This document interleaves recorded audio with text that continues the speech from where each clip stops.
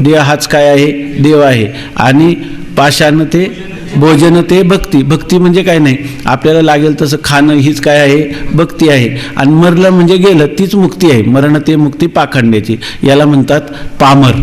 शास्त्र संस्कार नसलेला, विहित आणि निषिद्ध भोगाविषयी ज्याचं चित्त आसक्त झालेलं आहे आणि पुन्हा त्याला कुठलाही शास्त्र संस्कार नाही.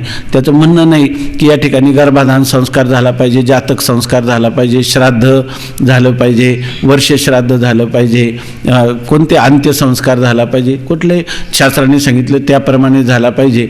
असं शास्त्र संस्काराने रहित असणारा जो पुरुष आहे त्याला म्हणतात पामर. अंगामनाचे रुचावे, जे आपल्याला शरीराला मनाला आवडेल. येतुलेनी कृत्याकृत्य नाठवे, तर काय करावं आणि काय करू नये याची त्याला आठवण सुद्धा नाही. अंगामनाचे रुचावे, येतुलेनी कृत्याकृत्य पावे, करणीयाची नावे भलतेची करी. काहीतरी करायचं तो भलतंच करतो, म्हणजे शास्त्र निषिद्ध सुद्धा करण्याला प्रवृत्त होतो, असा पामर आहे. आता विषयी. शास्त्राज्ञेप्रमाणे विषय भोगणारा असून या लोकच्या किंवा परलोकाच्या अधिक विषय प्राप्तीकरता जो कर्माचरण करतो तो विषयी म्हणावा. आता विषयी पुरुष मात्र वेगळा आहे. तो काय करतो, शास्त्राने ज्या विषय तर भोगायचाच, शब्दस्पर्शादी विषय भोगणं, भोगामध्ये त्याची आसक्ती आहे, परंतु कोणतेही भोग भोगत नाही. शास्त्राने ज्याची आज्ञा केलेली आहे त्याप्रमाणे शास्त्राज्ञेप्रमाणे विषय भोगणारा, परंतु त्यासाठी त्या ठिकाणी कोणत्या विषय प्राप्तीची इच्छा आहे, इहलोकातले भोग किंवा परलोकातले भोग. परंतु परलोकातल्या भोगासाठी किंवा इहलोकातल्या भोगासाठी शास्त्राने सांगितलं पाहिजे. समजा पुत्र कामाची इच्छा आहे, पुत्र कामना आहे अंतकरणात, तर पुत्र कामेष्टी याग करावा असं वेदाने सांगितलं. त्याप्रमाणे तो पुत्र कामेष्टी यज्ञ करतो, म्हणजे कर्माचरण करतो. किंवा एखाद्याला वाटलं की स्वर्गाची प्राप्ती व्हावी, परलोकातले दिव्य भोग प्राप्त व्हावे, तर त्या वेदाची आज्ञा आहे की स्वर्ग कामो यजेत, स्वर्गाची इच्छा असणाऱ्याने अग्निहोत्रादी करावं, तर त्या ठिकाणी तो करतो. म्हणजे त्याला विषयामध्ये आसक्त आहे, इहलोकाच्या किंवा परलोकाच्या विषयामध्ये तोही आसक्त आहे, पामरही आसक्त आहे. पण पामर विधी निषेधाची पर्वा बाळगत नाही आणि विषय जो आहे तो विधीची जी गोष्ट शास्त्राने निषिद्ध सांगितली ती करत नाही. जरी त्या विषय प्राप्त होत असला, पण शास्त्र जर म्हणत असेल की ह्या विषयाची प्राप्ती करणं योग्य नाही, तर मग किंवा अमुक एक त्या विषय प्राप्तीचं साधन करणं योग्य नाही, तर ते साधन तो करत नाही. आणि जे सांगितलेलं साधन शास्त्राने असेल ते करून तो दिव्य अशा विषय भोगाची, परलोकातील दिव्य विषय भोगाची इच्छा करतो किंवा इहलोकातल्या असणाऱ्या ऐहिक भोगाची इच्छा करतो, त्याच्यामध्ये आसक्तही असतो, परंतु शास्त्राच्या अनुज्ञेप्रमाणे कर्माचरण करतो. हा जो पुरुष आहे त्याला म्हणायचं विषयी. म्हणती संसारी जन्मिजे यज्ञाधिक कर्म कीजे, मग स्वर्ग सोख भोगीजे मनोहर. हा कोण झाला विषयी. पामरामध्ये एक मुद्दा आहे, शास्त्र संस्कार नसलेला, म्हणजे हे अतिव्यक्ती ज्ञानावरची खाली ज्ञानी पुरुषावरील अतिव्याप्ती दूर करते. म्हणजे आता शास्त्र संस्कार नसलेला पुढे येणारच आहे. मुक्त जो पुरुष आहे ना, तो मुक्त पुरुष आहे म्हणत असतो को विधी को निषेधा, त्यालाही विधी नाही आणि निषेध नाही. तो करी ते तुली पूजा, तो कल्पितो जपू माझा, तो बसे तेच कपिध्वजा समाधी माझी, असं ज्ञानीपुरुषाचे वर्णन केलं. त्याला विधी, ज्याला मी आत्मा आहे असं ज्याला ज्ञान झालं त्याला शास्त्राने विधी आणि निषेध कोणाला सांगितलं की जो या देहाहून आत्मा भिन्न आहे आणि तो आत्मा करता भोगता आहे असं जो जाणतो. मी ब्राह्मण आहे, ब्राह्मण म्हणजे शरीराने ब्राह्मण आहे की नाही, जन्म ब्राह्मण कुलात झाला म्हणून मग त्याला ब्राह्मणाचं कर्म वेद सांगतो. जो पुरुष क्षत्रिय आहे त्याला क्षत्रियाचं कर्म सांगतो. मग वेद कोणासाठी विधी सांगतो की ब्राह्मणाने काय करावं आणि काय करू नये, कोण संन्याशाने काय करावं आणि काय करू नये. म्हणजे जो वर्णाश्रमाप्रमाणे जो विधी शास्त्राने सांगितला तो विधी कोणासाठी, जो शरीराला धरून आत्मा मी आहे असं म्हणतो, म्हणजे आपलं शरीराहून वेगळा असा प्रकारचा मी आत्मा आहे, परंतु तो आत्मा कसा आहे, करता भोगता आहे असं समजतो. आता ज्याला ज्ञानी पुरुष आहे तो आपल्याला काय समजतो, अकर्ता आणि भोगता, आणि मी शरीराहून भिन्न आहे, म्हणजे शरीराचा माझा कोणताही संबंध नाही आणि शरीराहून वेगळा असणारा आत्मा अकर्ता अभोगता आहे असं समजतो. शास्त्र त्याच्यावर आज्ञा करील का, नाही. म्हणजे तो पुरुष सुद्धा विधी निषेध मानतो का, विधिनिषेध कोणाला आहे? ब्राह्मणाला. पण मी न ब्राह्मण न क्षत्रिय न वैश्य न शूद्र चिदानंदरूप शिवोहम शिवोहम, मी आनंदरूप परमात्मा आहे असं जेव्हा तो म्हणतो तेव्हा त्याला वेद सांगतो का तू ब्रह्मकर्म कर, तू क्षात्रकर्म कर? सांगत नाही. मग आता पामरसुद्धा विधिनिषेध मानत नाही आणि मुक्तसुद्धा विधिनिषेध मानत नाही. तेव्हा या ठिकाणी फक्त विधिनिषेध न मानणारा तो पामर म्हटलं तर मुक्त पुरुषसुद्धा काय होईल? पामरच होईल. परंतु मुक्त पुरुषाला शास्त्र संस्कार आहेत. शास्त्राच्या त्यांनी विधीपूर्वक कर्माचा परित्याग केलेला आहे, म्हणजे शास्त्रविधीप्रमाणे. नंतर त्यांनी ज्या वेळेला गृहस्थाश्रमात प्रवेश केला उपकुर्वाणादी करून, त्यावेळेला सुद्धा त्याला कशामुळे? शास्त्राप्रमाणे त्यांनी पाणीग्रहण विधी केलेला आहे, शास्त्राप्रमाणेच गृहस्थाश्रमाचा त्याग केला, शास्त्राप्रमाणेच गृहस्थाश्रमाचा ग्रहण केलं. ग्रहण आणि त्याग दोन्हींनाही प्रमाण कोण आहे? त्याचं शास्त्र. म्हणजे त्याच्या ठिकाणी शास्त्र संस्कार आहे की नाही? आणि त्या शास्त्र संस्कारामुळं त्यांनी जे कर्माचरण केलं त्या निष्काम कर्माचरण केलं, त्याच्यामुळे त्याचं अंतःकरण शुद्ध झालं. कशामुळे झालं? शास्त्र संस्काराने सुसंस्कृत त्याचं अंतःकरण झालं, त्याच्यातल्या मलविक्षेप निघून गेला. आणि नंतर आवरण दोष दूर करण्यासाठी जेव्हा तो श्रीगुरूंच्या जवळ गेला तेव्हा श्रीगुरूंनी त्याला त्याच्या आत्मस्वरूपाचं ज्ञान करून दिलं. ते सुद्धा कोणत्या वाक्याने? तत्वमसी महावाक्याने. जेव्हा त्याला ब्रह्माचं परोक्ष ज्ञान करून दिलं तेव्हा सुद्धा शास्त्राच्या अवांतर वाक्याने. म्हणजे याचा अर्थ त्याचं अंतःकरण काय आहे? शास्त्र संस्काराने युक्त आहे. मग आता हे केलेलं जे लक्षण आहे पामराचं, ते पामराचं लक्षण मुक्तावर जाईल का? नाही. पामराला शास्त्र संस्कार रहित तो आहे आणि हा जो मुक्त पुरुष आहे तो शास्त्र विधिनिषेधात चाड नाही, परंतु त्याला शास्त्र संस्कार आहेत. दुसरी गोष्ट इथं लिहिले की त्याला विषयाच्या ठिकाणी तो आसक्त आहे. कोण? पामर पुरुष. आणि हा पुरुष विषयाच्या ठिकाणी आसक्त नाही, शास्त्र संस्कार युक्त आहे. म्हणून मुक्त पामराचं केलेलं लक्षण हे कोणावर जात नाही? मुक्त पुरुषावर जात नाही. हेच ना? ठीक आहे. आता जिज्ञासू सांगतात, ज्याला पुण्यसंस्काराने सच्छास्त्राचे श्रवण झाल्यामुळे असा विचार उत्पन्न झाला की विषय सुख अनित्य आहे. आता जिज्ञासू, ज्ञातुम इच्छा जिज्ञासा, जाणण्याची इच्छा. काय जाणण्याची? आत्मतत्व जाणण्याची ज्याला इच्छा आहे किंवा आत्मतत्वाचं स्वरूप ब्रह्म कसं आहे हे जाणण्याची ज्याला इच्छा आहे त्याला म्हणतात जिज्ञासू. म्हणजे हे जग काय आहे, ईश्वर काय आहे, आत्मा काय आहे, ब्रह्म काय आहे हे जाणण्याची इच्छा झाली.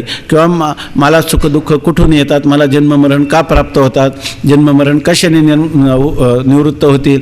किंबहुना जिज्ञासू म्हणजे मोक्षाची इच्छा करणारा, की परमानंद रूप असणारं जे ब्रह्म त्याची मला प्राप्ती व्हावी, मला परमानंद प्राप्त व्हावा आणि दुःखाची आत्यंतिक निवृत्ती व्हावी, ही इच्छा ज्याच्या अंतःकरणात उद्भूत झाली त्याला म्हणतात मुमुक्षू किंवा त्याला म्हणतात जिज्ञासू. तर आता हे जिज्ञासू कोणाला म्हणावं याविषयी सांगतात की ज्याला पुण्यसंस्काराने सच्छास्त्राचे श्रवण झाल्यामुळे ही जिज्ञासूता अशी निर्माण होत नाही.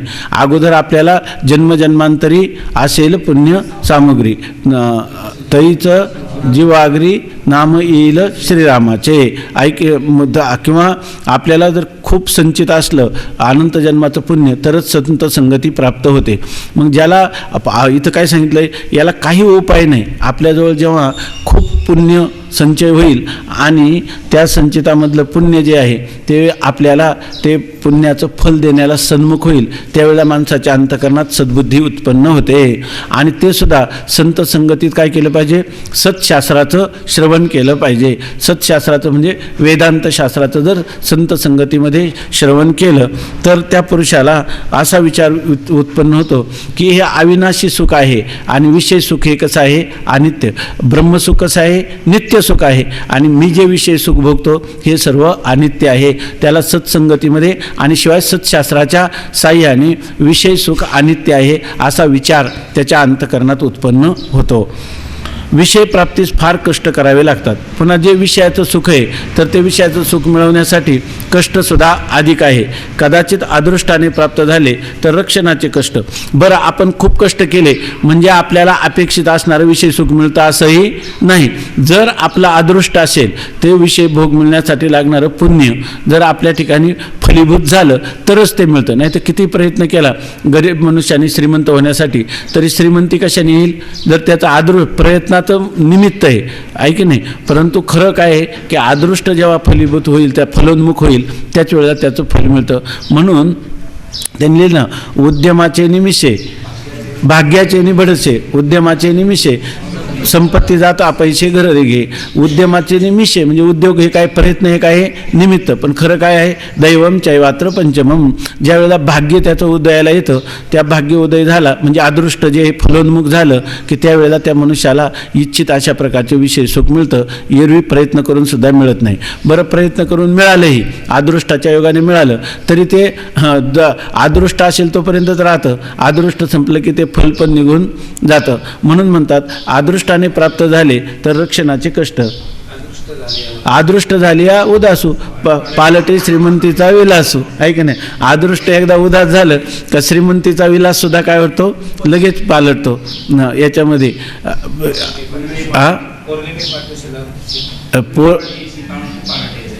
पौर्णिमे पाठी शीतांशू पालटे जैसा. पौर्णिमा झाली सर्व कलांनी 16 कलांनी संपन्न आहे, आणि चतुर्दशी आली का एक एक कला काय होतं, ते कमी होत जाते. म्हणून या ठिकाणी प्राप्त झालं तरी त्याचं रक्षण जे आहे ते रक्षण होईल असं सांगता येत नाही. अदृष्ट झाली या उदासो. आम्ही परवा देऊला गेलो तर तिथं एका त्या लग्न कार्यालयात दाखवायला नेलं, बाबा होते. तर ते दाखवलं तर तो जो माणूस पाणी मारून ते साफ करत होता ना फरशी, तर त्यांनी सांगितलं की हा आमच्या गावातला सर्वात मोठा सावकार होता म्हणजे कालामध्ये, आणि हे सगळे लोक रस्त्याने चालला तर त्याला नमस्कार करत होते. आणि तो आता तिथं ह्याला त्यांच्या फरशी द्यायला, ते म्हणजे आमच्या आईवडिलांनी त्याच्या घरी मजुरी केलेली आहे. तर तो दुसरीकडे मजुरी जातो, वय झालेले लोक काम करून घेतात, कष्ट होत नाही आणि पैसे कमी देतात. तर ते म्हणे तुम्ही पैसे कमी द्या पण मला कामाला ठेवा. तो म्हणलं मी ठेवीत नाही, तुमच्यासारख्या मोठ्या माणसाला कसं ठेवायचं. ते म्हणे मी मोठा म्हणून जर दुसरीकडे गेलो तर मला दुसरीकडे काम मिळत नाही, मी उपाशी मरतो, काम होत नाही, त्याच्यापेक्षा तुम्ही पैसे कमी द्या पण मला इथं ठेवा म्हणे. म्हणून तर तिथं त्यांनी ठेवलं. त्यांनीच सांगितलं की हे आमच्या गावचा मोठा सावकार होता, त्याच्या सांगुर्डीचा देवजवळ आहे ना तिथं, म्हणजे पालटी श्रीमंतीचा विलासू. हा विचार ज्याला शास्त्र संस्कार आहेत, सत्शास्त्राचं श्रवण आहे, सत्संगती प्राप्त झाली तर अशा प्रकारच्या सद्बुद्धीचा उदय होऊ शकतो, हे जिज्ञासूसाठी सांगतात. बरं, तो असा विचार करतो विषय प्राप्त हे अदृष्टाने होतात आणि प्रयत्नाचं निमित्त असतं. एवढं करून जरी प्राप्त झाले तरीसुद्धा रक्षणाचे कष्ट, अर्थानाम अर्जने क्लेशा, धन मिळवण्याला कष्ट आहेत की नाही, तथैव परिपालने, आणि त्याचं परिपालन करताना सुद्धा कष्ट आहेत की नाही. बरं, व्यय दुःखम, जर त्याचा खर्च होत राहिला तर माणसाला काय होतं, कष्ट होतं. आपल्या खात्यात किती पैसे आता राहिलेत, आता पुढचं कार्य होईल की नाही. आणि नाशे व्यय दुःखम आणि नाशे दुःखम, आणि सगळं नाश झाल्यावर तो दुःखाला पारावरच नाही. दिगर्थान क्लेशकारी ना. म्हणून अर्थ नावाचं जो पुरुषार्थ आहेत किंवा अर्थ म्हणजे धन जे आहे तर ते काय क्लेशकारी. ज्याचा विचार मनात झाल्यापासून दुःख सुरुवात होतं तर गेल्यावर जाईपर्यंत दुःख. धन आणि दुःख यांचा कोणता समवाय संबंध आहे का? कदाचित अदृष्टाने प्राप्त झाले तर रक्षणाचे कष्ट, आणि नष्ट होतात तेव्हा तर फारच कष्ट होतात. आणि ज्या वेळेला हे भोग प्राप्त झालेले नष्ट होतात तेव्हा तर काय त्याच्या कष्टाला जोडत नाही. तो जर आपण परवा पाहिलं तो काय पिंगला तो भरतो हरी करतो की नाही. नाशानंतर तर दुःख आहे. अशा रीतीने सर्व काल विषय सुख अनंत दुःखाने व्याप्त आहे, म्हणून सदैव दुःखरूप आहे.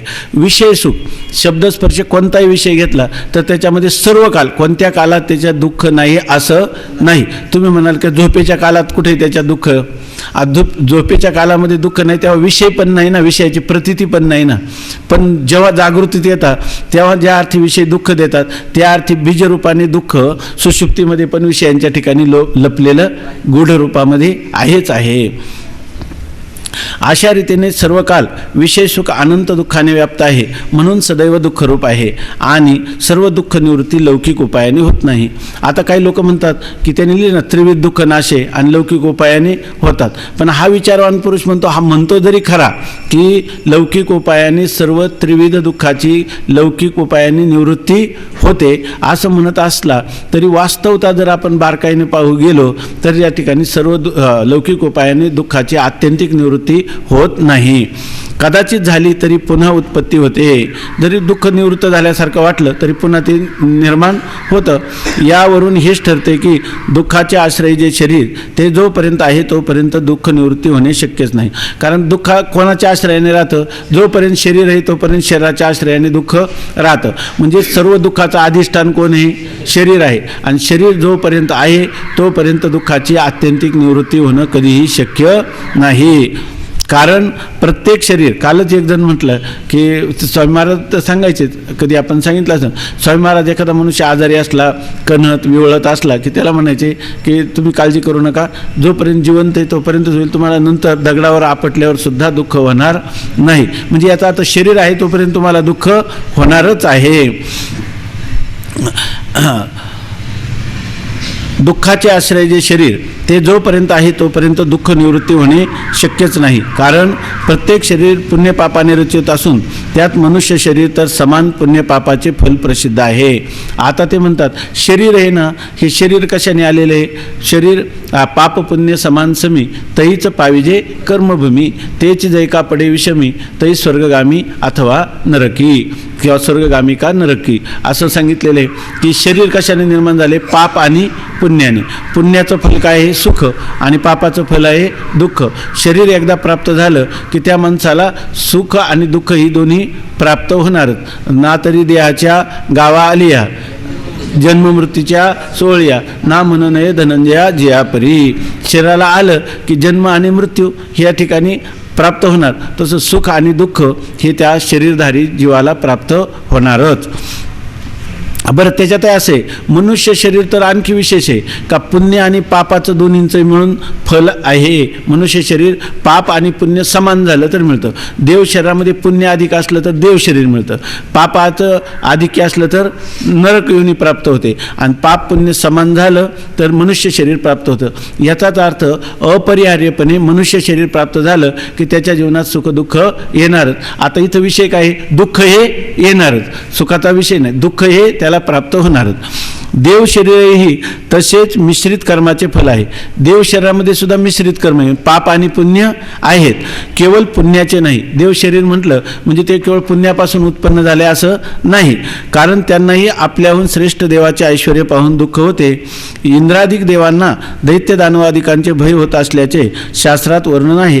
पाप नसते तर देवांना दुःख झाले नसते. आता तुम्ही म्हणाल देवांचे शरीर पुण्यकर्मापासून उत्पन्न झालेले आणि असं बोलण्यात व्यवहारामध्ये बोललं पण जातं, परंतु त्याचा अर्थ असा नाही का देवांचे शरीर केवळ पुण्यमय आहेत असं नाही, त्याच्यातही पाप आहेत. कारण जर देवाचे शरीर पुण्याचं फल काय आहे? सुख. मग ह्या ब्रह्मादी देवतांना इंद्रादी देवतांना कोणत्याही प्रकारचं दुःख होता कामा नये. पण आपण पुराणात वाचतो तर त्या देवांनाही त्यांच्यापेक्षा दिव्य भोग पाहिलं की त्यांच्याविषयी मत्सर वाटतो, क्रोध वाटतो, आहे त्या सुखाचा त्यांना लोभ वाटतो. ते आपण जे भोग भोगतो ते पूर्वी कोणीतरी भोगलेले उच्चिष्ट आहेत याचाही त्यांना हेवा वाटतो. म्हणजे अशा प्रकारे देवांना सुद्धा दुःख होतंच की नाही? होतं. आणि दुःख हे दुःख झालं की ते कशाचं फल आहे? पापाचं फल आहे. म्हणजे देवांची शरीर देखील मिश्रित कर्मापासून झालेली असल्यामुळं देवतादिकांनाही पुन्हा त्या दैत्य दानवांची युद्ध होतात. कधी कधी दैत्य लोक देवांचा पराभव करतात, त्यावेळी त्यांना दुःख होतंच की नाही? म्हणून त्यांना सुद्धा दुःख आहेच आहे. यावरून देवांची शरीरे ही पापपुण्याचे फल आहे असे निश्चित होते. यावरून देवांची जरी शरीर झाली तरी ती पाप पुण्यात दोघांचंही फल आहे. मनुष्य शरीरामध्ये पाप पुण्याचं फल आहे. वेदामध्ये ह्याच्यामध्ये भरपूर विचार आलेला आहे. पाप पुण्य, समजा पशु शरीरामध्ये कोणी पाप पशु शरीर कशामुळे प्राप्त झालं? ज्याच्यामध्ये पापाचं आधिक्य आहे की नाही? परंतु केवळ पापाचंच फल आहे असं नाही, किंवा पशु पक्षी शरीर प्राप्त झालं हे पापाचं फल आहे की नाही? तिर्यक योनीला प्राप्त होणं, नरकाला प्राप्त होणं हे पापाचं फल आहे. परंतु त्याच्यामध्ये पुन्हा काय? त्याच्यामध्ये पुण्य आणि पाप दोन्हीही असतात. स्वामी महाराज सांगायचे की जो पोपट आहे तो पोपट नावाचा प्राणी आपल्याला माहिती आहे, तो सगळ्या ठिकाणी पोपटांना सारखं पापाचं फल म्हणल्यावर त्यांना सगळ्यांना सारखंच दुःख व्हायला पाहिजे, पण सगळ्यांना सारखं दुःख होत नाही. एक जो स्वच्छंद आकाशामध्ये विहार करतो तर त्याला वाटेल त्या फळाकडे जाऊन त्याला त्या फळाचं आस्वादन करता येतं. आणि एक पोपट आहे तो मालकाच्या पिंजऱ्यामध्ये बंद राहतो, त्यामुळे त्याला खाद्यपदार्थ पुरवूनही सुख मिळत नाही. याचं कारण काय, ते त्याच्या पापाचं फल आहे. हे त्याचं आणि याचं दोघांच्यामध्ये पापाचं अधिक असलं तरीसुद्धा याच्यामध्ये काही त्याच्या मानाने पुण्य अधिक आहे की जो स्वच्छंद व्यवहार करतो. कुत्रे आहेत, आता बघा एका कुत्र्यावर लोकांचा दररोज हजार रुपये खर्च होणारी कुत्रे आहेत आणि जे कुत्रे वन दारात भेटतात ते कुत्रे. याचा अर्थ त्या कुत्र्याचं तेवढं पुण्य आहेच आहे. मनुष्य शरीरामध्ये सुद्धा आपण नंतर म्हणलं सगळ्यांची शरीर समान पुण्य पापाने प्राप्त झाली, सगळ्यांना सुखदुःख समान व्हायला पाहिजे की नाही, समान आहेत म्हटलं तर याच्यामध्ये कोणी श्रीमंत, कोणी गरीब, कोणी दरिद्री, आपलं कोणी रोगी, कोणी निरोगी, कोणी अपमानित होणारा, कोणी सन्मान पावणारा, हे भेद दिसतातच की नाही. आणि पाप पुण्य तर समान आहे असं तुम्ही म्हणता. नाथ महाराजांनी भागवतामध्ये त्याचं वर्णन केलंय, काही ओळी आठवली तर सांगा. नाथ महाराजांनी लिहिले, पापाचा चारा चोरा आणि नाही पुण्याचा चारा चोरा आणि पापाचा महाचिरा असं म्हटले. एखादा आपण ताजव्यामध्ये म्हणजे त्या पारड्यामध्ये तराजूमध्ये आपण 2 तराजूमध्ये एका तराजूमध्ये दगड ठेवला आणि एकामध्ये कापूस ठेवला तर त्याचं वजन सारखं भरलं तरी हा जड कोण आहे, दगड आहे की नाही. आणि कापसाचे हळूहळू तंतून एवढा मोठा कापूस झाला आणि मग त्याचं वजन मात्र सारखंच भरलं, परंतु जड असणारा दगड आहे. तसं ज्याचं पाप घनीभूत असतं, मोठं महापातक असतं आणि पुण्य छोटी अनेक केलेली पुण्य एकत्र होतात, मग त्याला त्या छोट्या पुण्यांचं छोटं सुख अनुभवायला मिळतं आणि त्या दगडाच्या स्थानी असणारा जे पापाचा भाग आहे त्याचं महान दुःखरूपी फळ त्याला अनुभवायला मिळतं. त्यामुळं सगळ्यांच्या पाप पुण्याचं भोगामध्ये समान असली पाहिजे अशी शंका घेण्याचं कारण नाही असं नाथ महाराजांनी सांगितलेलं आहे. तसंच या ठिकाणी सांगतात, यावरून देवांची शरीरे पाप पुण्याचे फल आहे असे निश्चित होते. वेदांमध्ये देव पापरहित असे आहेत असे वर्णन आहे, तर त्याच्यामध्ये सांगितलं की ते अपापमा आहेत, म्हणजे पापरहित देवांची शरीरे असं वेदांनी सांगितलं. आता तुम्ही काय सांगता, तुम्ही सांगता की देवांची शरीरं पापरहित आहेत असं जर म्हटलं त्याचे तात्पर्य 2 तऱ्हेने सांगता येईल.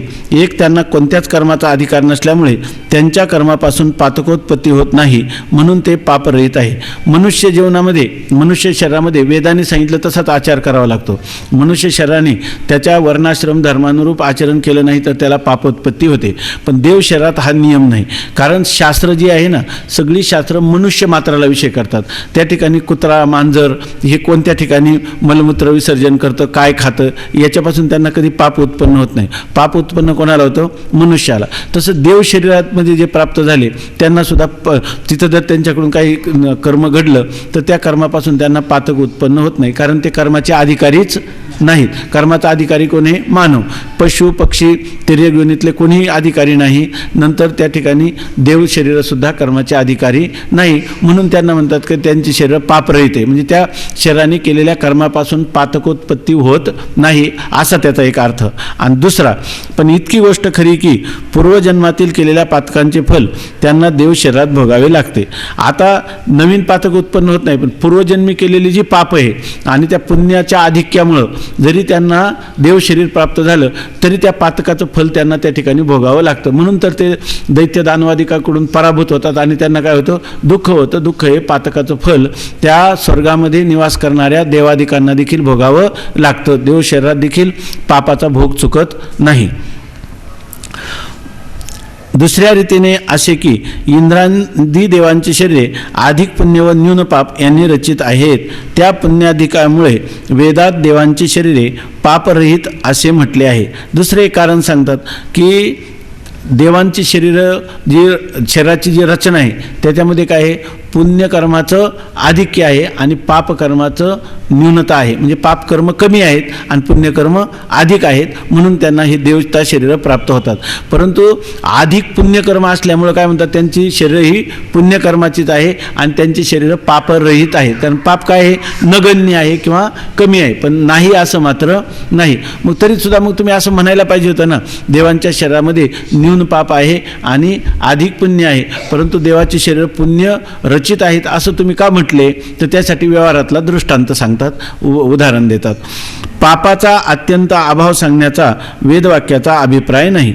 पुण्याधिक्य असल्यामुळं देवांची शरीरं ही पापरहित आहे असं म्हटलंय. याचा अर्थ पापाचा अत्यंत अभाव आहे, देव शरीरात पापाचा यत्किंचित संबंध नाही असं मात्र सांगायचं नाही. लौकिकातही ज्या, आता त्याचे उदाहरण देतात, लौकिकातही ज्या गावात पुष्कळ ब्राह्मण असतात त्यास हा ब्राह्मणाचा गाव आहे असे म्हणण्याची वहिवाट आहे. आता लौकिकात म्हणजे लोकव्यवहारामध्ये जर एखाद्या गावात ब्राह्मण जास्त असतील तर काय म्हणतात, हा ब्राह्मणाचा गाव आहे. एखाद्यात मराठी जास्त असेल तर मराठी. परवा आम्ही एका गावात गेलो होतो, ते म्हणे की हा गाव सगळा बलुतेदारांचा आहे, आणि सांगणारा माणूस आहे तो बलुतेदार नव्हता, तो दुसऱ्या जातीचा होता. तर याचा अर्थ काय आहे, त्या गावात बलुतेदारांची संख्या अधिक आहे. ज्या गावात पुष्कळ ब्राह्मण असतात त्यास हा ब्राह्मणाचा गाव आहे असे म्हणण्याची वहिवाट आहे. तसेच सर्प, पशु, पक्षी यांचीही शरीरे मिश्रित कर्माची फले आहेत.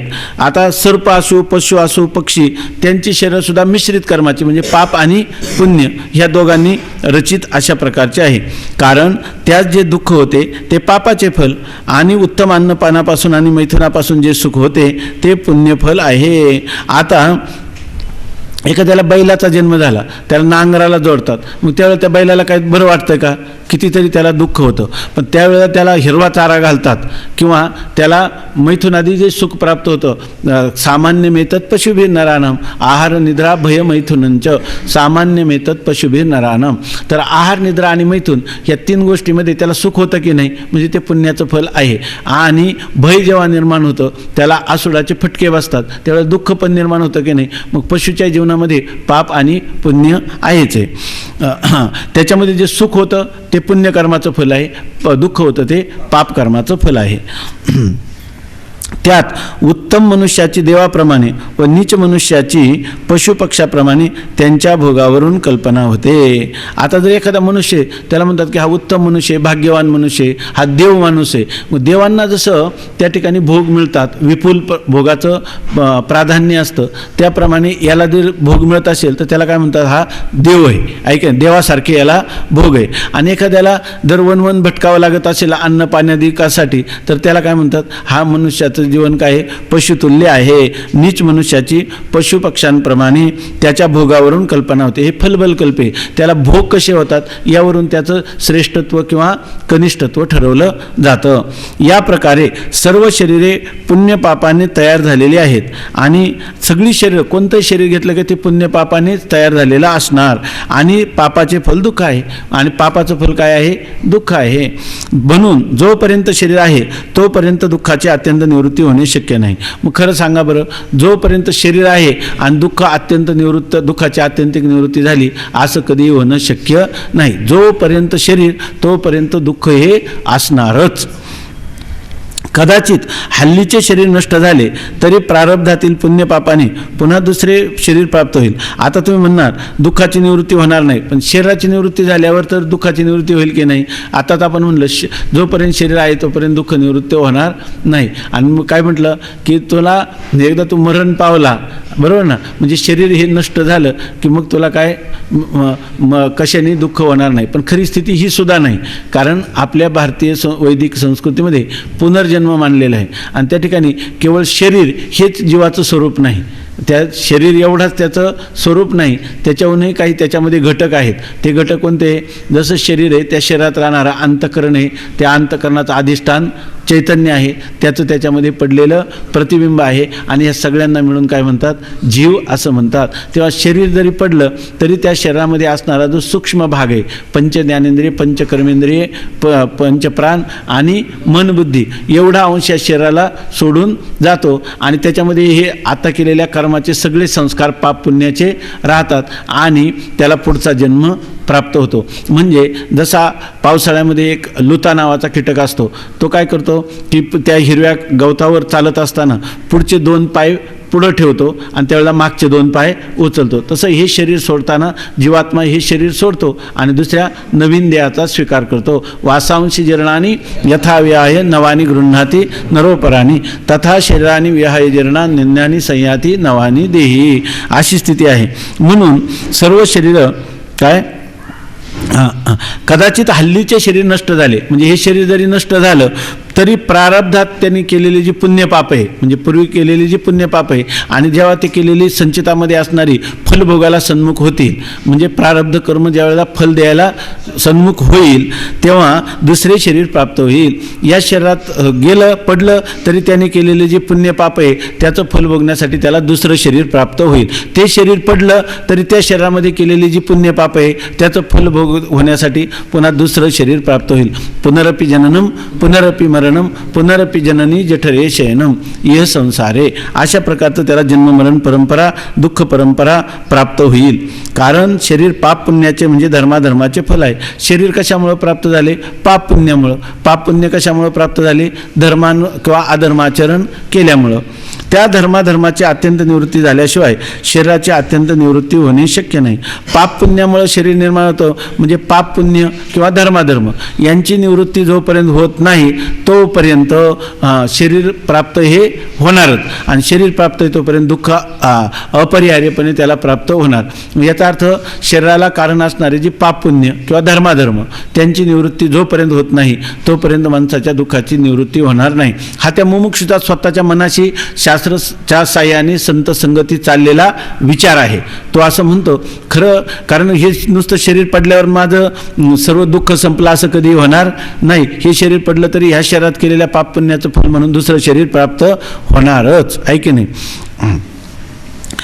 आता त्या धर्माधर्माची अत्यंत निवृत्ती झाल्याशिवाय शरीराची अत्यंत निवृत्ती होणे संभवनीय नाही. जेव्हा धर्म आणि अधर्म, धर्म म्हणजे काय? वेदविहित अधर्म, वेदाने सांगितल्याप्रमाणे करणं त्याला म्हणतात धर्म. आणि अधर्म म्हणजे काय? वेदाने ज्याचा निषेध केलेला आहे. वेद हा अविहिता, वेदाने जो सांगितलेला नाही तो काय आहे? अधर्म.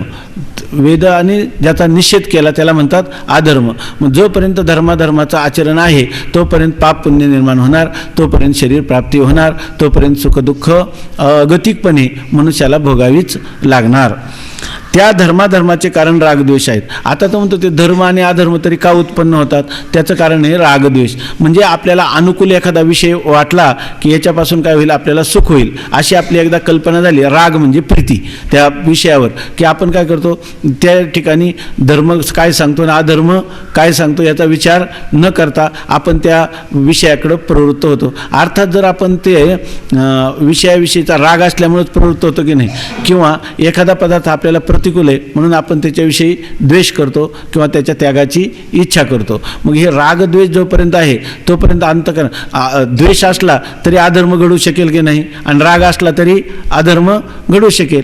किंवा एखादा मनुष्य विषय असला तर शास्त्राप्रमाणे त्या विषयाचा तो काय करील? भोग घेईल. परंतु काही ना काही कर्म त्याच्याकडून घडणारच की नाही, पुण्यात्मक किंवा पापात्मक.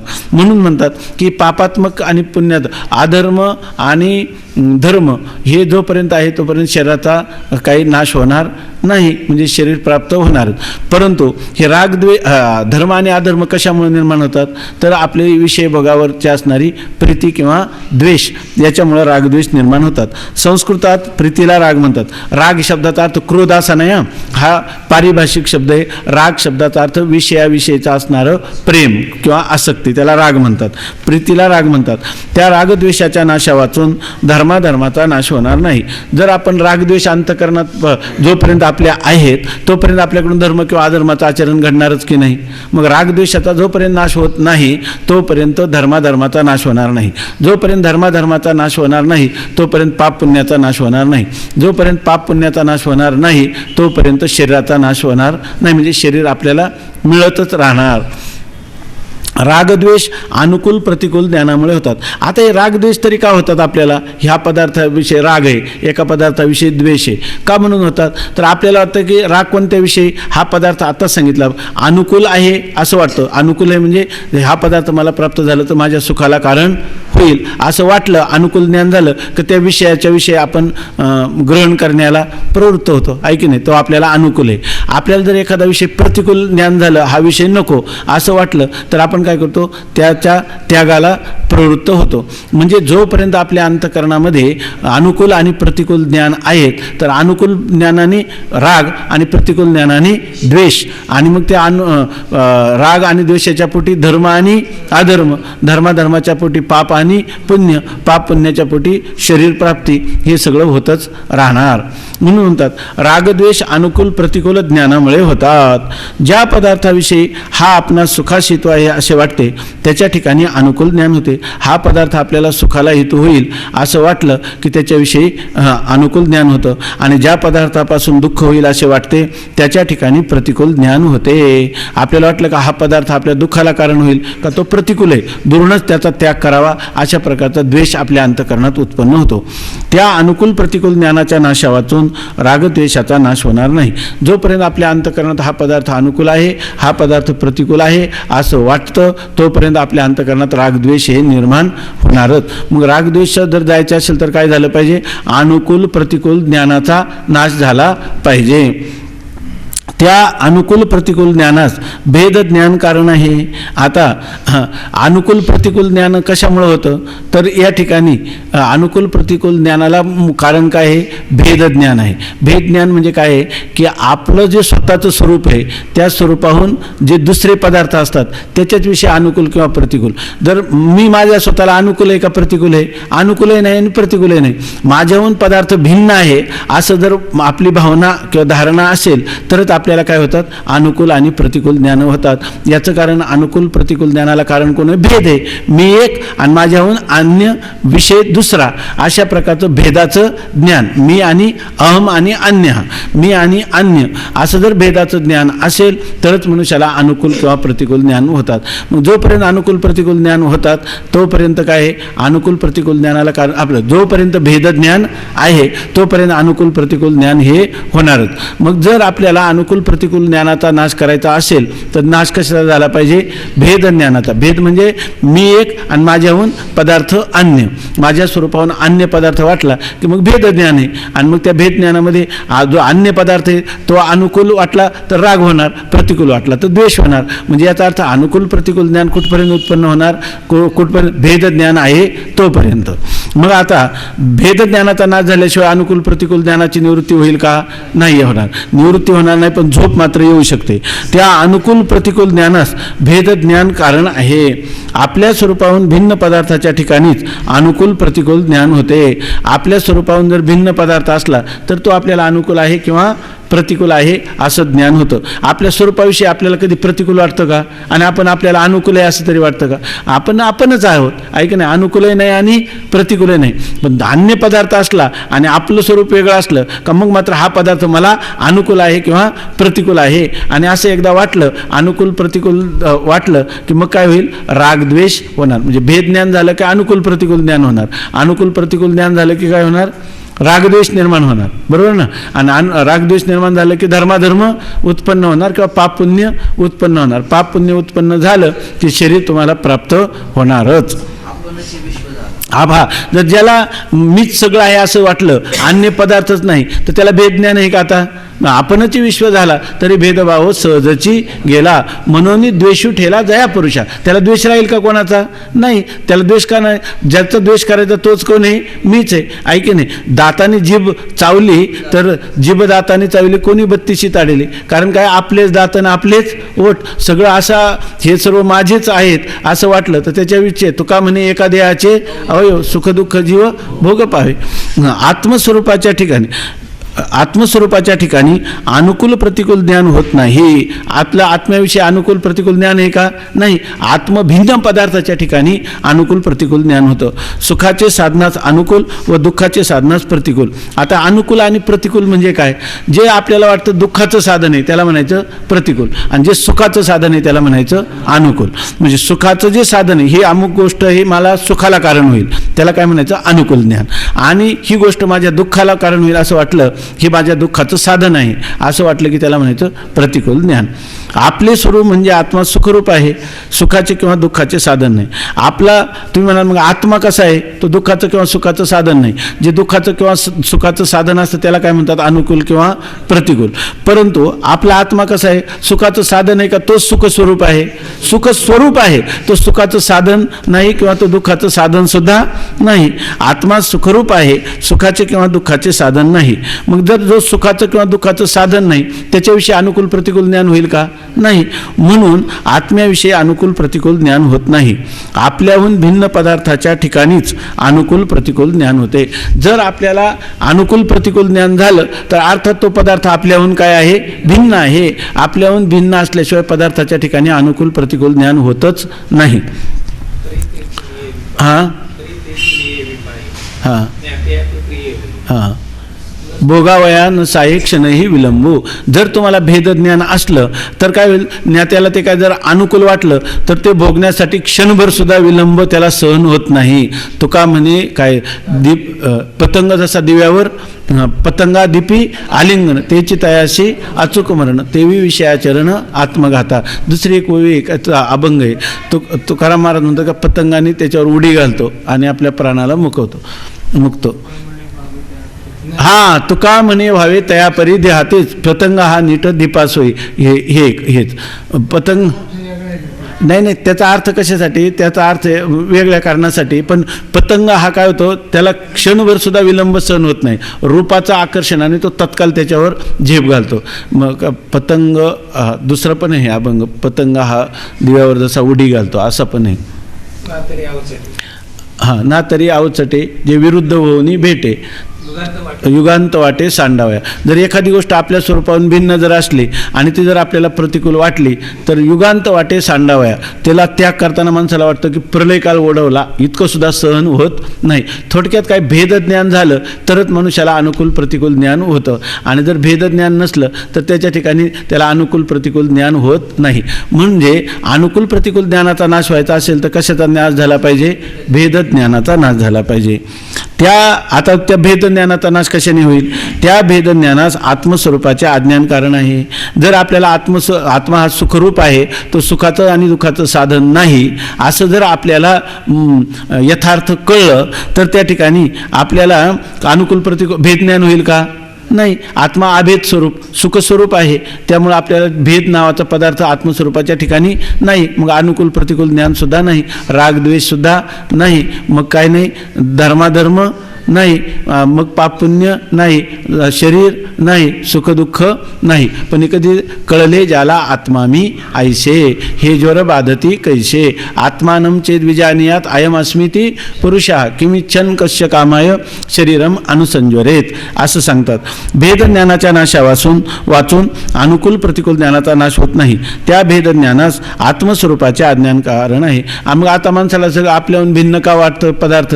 तर आत्मा त्याला कळला नाही म्हणजेच आत्मस्वरूपाचं काय आहे? त्याला अज्ञान. मग भेदज्ञानाला कारण कोण आहे? आत्मस्वरूपाचं अज्ञान.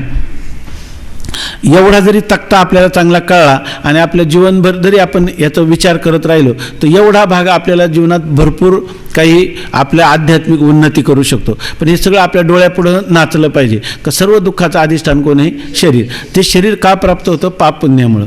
पापपुण्य कुठून होतात? धर्माचरणापासून. धर्माधर्म का निर्माण होतात? रागद्वेषापासून. रागद्वेष का निर्माण होतात? अनुकूल प्रतिकूल ज्ञानापासून. अनुकूल प्रतिकूल ज्ञान कशामुळे होतं? भेदज्ञानापासून. भेदज्ञानाला कारण कोण आहे? तर आत्मस्वरूपाचं अज्ञान. म्हणजे आपल्या डोळ्यापुढं कायम राहतं जोपर्यंत मला आत्मस्वरूपाचं अज्ञान आहे तोपर्यंत मला हे सगळं प्राप्त होणार. म्हणून आत्मस्वरूपाचं अज्ञान घालवणारं जे जीव ब्रह्मैक्य ज्ञान ते मी जोपर्यंत प्राप्त करत नाही तोपर्यंत दुःखाची परंपरा ही मला भोगावीच लागणार आहे. आणि इतर जे उपाय आहेत ते ह्याची आत्यंतिक निवृत्ती करण्याला असमर्थ आहेत. लयरूप निवृत्ती करून काही उपयोग नाही. सुखही मला त्याला काय म्हणतो? कालिक सुख, काही कालापुरतं सुख किंवा देशिक काही देशापुरतं मिळणारं किंवा काही वस्तूपासून मिळणारं जे अनित्य अशा प्रकारच्या सुखाचा मला काही उपयोग नाही किंवा त्याची मला इच्छाही नाही. अविनाशी सुख मिळवायचं असेल तर आत्मस्वरूपाचं ज्ञान. दुःखाची आत्यंतिक निवृत्ती करायचं असेल तर आत्मस्वरूपाचं ज्ञान मला प्राप्त करून घेणं हे काय आहे? अपरिहार्य आहे. एवढे आपले काय होईल? दृढ अशा प्रकारची धारणा झाली तर आपलं मुमुक्षुत्व तरी अबाधित राहील मरेपर्यंत. मोक्ष जेव्हा मिळायचा तेव्हा मिळेल. आत्मस्वरूपाच्या अज्ञानाचा नाश यथार्थ आत्मज्ञानानेच होईल. आणि आपण आत्मस्वरूपाच्या अज्ञानामुळे एवढं आपल्याला दुःख सहन करावं लागतं. मग आता जे ज्याच्या अज्ञानाने भासतं ते त्याच्या ज्ञानाने. आत्मस्वरूपाच्या अज्ञानाने दुःख आहे तर आत्मस्वरूपाच्या ज्ञानाने दुःखाची आत्यंतिक निवृत्ती होईल. मग आपल्याला काय संपादन केलं पाहिजे? आत्मस्वरूपाचं ज्ञान. जवळजवळ अशीच सरणी रामगीतेत श्री रामचंद्रांनी लक्ष्मणास अध्यात्मज्ञानाचा उपदेश करताना सांगितले आहे. रामगीतेमध्ये 44 किंवा 45 अध्याय आहे, रामगीता त्याला म्हणतात. तर त्याच्यामध्ये अध्यात्म रामायणामध्ये 44 अध्याय. तर त्या अध्यात्म रामायणामध्ये ही सांगितलेलं आहे काय कसं कसं मनुष्याला हे दुःख प्राप्त होतात. सर्व दुःखांचं मूळ आत्मस्वरूपाचं अज्ञान कसं आहे. त्यातही रागद्वेषापासून कर्म, त्यामध्ये काय सांगितलं? रागद्वेषापासून काय होतं? कर्म, कर्मापासून शरीर, पुन्हा शरीरापासून रागद्वेष, असे सारखे चक्र चालू आहे. व यास कारण आत्मस्वरूपाचे अज्ञान हेच वेदांत शास्त्रात सर्व प्रपंच आणि त्या प्रपंचाचे ज्ञान आत्मस्वरूप अज्ञानामुळे आहे असा नगारा वाचतो आहे. सगळा वेदांतामध्ये नगारा वाचतो म्हणजे दौंडी पिटली जाते. हे सर्व काय आहे? मनुष्याला रागद्वेषामुळं कर्म, कर्मापासून शरीर, त्याच्यामध्ये रागद्वेष, पुन्हा शरीर आणि त्याच्यापासून पुन्हा शरीर प्राप्त झालं की रागद्वेषाने युक्त करोते कर्म भोगाय. सगळं जन्म प्राप्त झालं का कर्म करीत राहतो कशासाठी? भोगासाठी. आणि करोते कर्म भोगाय आणि कर्म कर्तूंच्या भुंजते. आणि भोग कशासाठी घेतो? कर्म करण्यासाठी. कर मर कर, ते आडनाव असतं ना कर्मर कर, त्याचाच अर्थ आहे कर मर आणि पुन्हा कर, म्हणजे याला म्हणतात कर्मर कर. तर सांगतात की रामगीतेमध्ये श्री रामचंद्रांनी लक्ष्मणास अध्यात्मज्ञानाचा उपदेश करताना सांगितले आहे. सरणी म्हणजे अशाच प्रकारची पद्धती, रीती. त्यातही रागद्वेषापासून कर्म, कर्मापासून शरीर, पुन्हा शरीरापासून रागद्वेष, असे सारखे चक्र चालू आहे. व यास कारण आत्मस्वरूपाचे अज्ञान हेच वेदांत शास्त्रात सर्व प्रपंच आणि त्या प्रपंचाचे ज्ञान आत्मस्वरूप अज्ञानामुळे आहे. प्रपंच जसं रज्जूच्या अज्ञानामुळे सर्प आणि सर्पाचं ज्ञान आहे की नाही, तसं आत्मस्वरूपाच्या अज्ञानामुळे हा प्रपंच आणि प्रपंचाचं ज्ञान ही दोन्ही आत्मस्वरूप अज्ञानामुळे आहे असा नगारा वाचतो आहे, असं वेदांत दौंडी पिटीत आहे. वर सांगितलेली परंपरा लक्षात येण्याकरता ती थोडक्यात दाखवतो. आता हेच आता थोडक्यात सांगतात. आता तुमच्या लक्षात येईल काय? संसार दुःखास कारण, सगळ्या संसार दुःखाला कारण किंवा अधिष्ठान कोण आहे? शरीर. शरीरास कारण धर्माधर्म किंवा पापपुण्य. धर्माधर्मास किंवा पापपुण्यास कारण रागद्वेष. रागद्वेषास कारण अनुकूल प्रतिकूल ज्ञान. अनुकूल प्रतिकूल ज्ञानास कारण भेदज्ञान. भेदज्ञानास कारण आत्मस्वरूपाचे अज्ञान. बरोबर आहे ना? आता वर दाखवलेल्या परंपरेने संसारात जीवमात्रात जी सर्व दुःखे प्रतीत होतात त्याचे मूळ कारण आत्मस्वरूपाचे अज्ञान आहे असे सिद्ध होते. आता वर सांगितलेली परंपरा आहे त्याच्यामुळं जीवमात्राच म्हणजे कोणताही जीव घ्या त्याला सर्व दुःख जी प्रतीतीला येतात त्याचं मूलभूत कारण काय असेल तर आत्मस्वरूपाचं अज्ञान आहे. ही गोष्ट सिद्ध झाली की नाही? झाली. तर आता सांगतात त्या अज्ञानाच्या निवृत्ती वाचून सर्व दुःखाचा आत्यंतिक नाश कोणत्याही उपायाने होणे शक्यच नाही. जर आपल्याला दुःखाचा आत्यंतिक नाश करायचा असेल तर त्या दुःखाचं मूळ कारण जे आहे, मूळ कारणाचा जर उच्छेद केला तरच होईल का नाही? त्या काहीतरी ओवी पण आहे, मूळ वृक्षाचं जर मूळ काढून टाकलं आपण, मूळ नाही ते तर झालं, वरवी पालवी खोडली आणि मुळापासून उच्छेद केला नाही तर त्याचा नाश होणार नाही. पण दुसरी एक ओवी एक आहे की मुळाचा नाश केला की तो वृक्षाचा नाश झाल्यासारखाच आहे. त्या अज्ञानाच्या निवृत्ती वाचून सर्व दुःखाचा आत्यंतिक नाश कोणत्याही उपायाने होणे शक्यच नाही. त्या आत्मस्वरूप ज्ञानाचा नाश यथार्थ आत्मज्ञानानेच होईल. त्या आत्मस्वरूपाच्या अज्ञानाचा नाश कशाने होईल? आत्मस्वरूपाच्या ज्ञानाने. कसा का बरं होईल? तर व्यवहारात असाच नियम आहे की ज्याच्या अज्ञानाने जे भासते त्याच्या ज्ञानाने निवृत्त होते. ज्याच्या अज्ञानाने जी गोष्ट भासते ती त्याच्या ज्ञानानेच निवृत्त होते. इकडं तिकडं पाहू नका, पखवादाची बोटं वाजवू नका. ज्याच्या अज्ञानाने जे भासते ते त्याच्या ज्ञानाने निवृत्त होते. ज्याप्रमाणे दोरीच्या अज्ञानामुळे भासलेला सर्प तो दोरीच्याही ज्ञानाने निवृत्त होतो. जर मनुष्य जसा आपल्याला कलेचा छंद लागतो, गुणगुण करत राहतो माणूस, कुठे ते रागाची आळवणी किंवा पखवादाचे बोल वाजवता राहतो, ही फार चांगलीच गोष्ट आहे. याचा अर्थ भगवंताच्या कृपेने आपण त्या कलेमध्ये समर्थ झालो म्हणून आपण कोणत्याही ठिकाणी गेलो तरी आपल्याला ते बोटं आपोआप हालतात, ही सुद्धा देवाची कृपा आहे.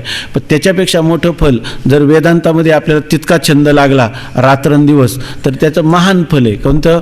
संसार दुःखाची आत्यंतिक निवृत्ती आणि परमानंदाची प्राप्ती, हे त्याचं महान फल आहे.